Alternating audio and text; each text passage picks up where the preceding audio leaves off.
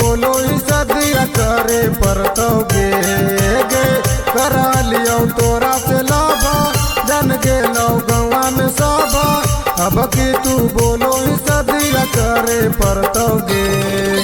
बाप दादा डरलो नहीं बेटो ने डरतोगे चाहे पलामू झारखंड के सवा लड़े परतोगे चाहे पलामू झारखंड के सवा लड़े परतोगे। बाप दादा डरलो नहीं बेटो ने डरतोगे चाहे पलामू झारखंड के सवा लड़े परतोगे चाहे पलामू झारखंड के सवा लड़े परतोगे। दिलही फसाई हमरा बड़का तू जाल में लग गेली हमर चौड़ी इज्जत उछाले में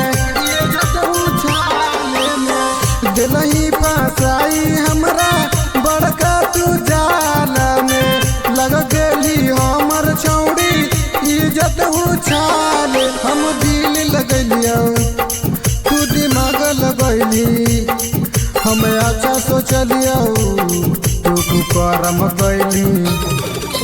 बाप दादा डरलो नहीं बेटो ने डरतोगे चाहे पलामू झारखंड के सवा लड़े परतोगे चाहे पलामू झारखंड के सवा लड़े परतोगे।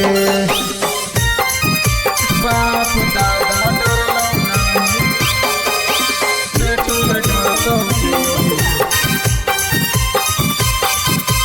चाहे पलामू झारखंड के सवा लड़े परतोगे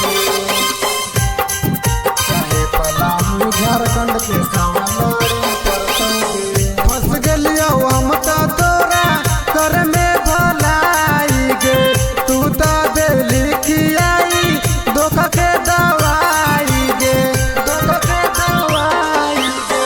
फंस गेलियो हम ता तोरा कर में भलाई गे तू ता दे लिखियाई धोखा के दवाई। संतोष आशीष ऊ तो कोई सही बदनाम कैली झूठ कही कही। बाप दादा डरलो नहीं बेटो ने डरतोगे चाहे पलामू झारखंड के सवा लड़े परतोगे चाहे पलामू झारखंड के सवा लड़े परतोगे। Music recording studio Pratappur.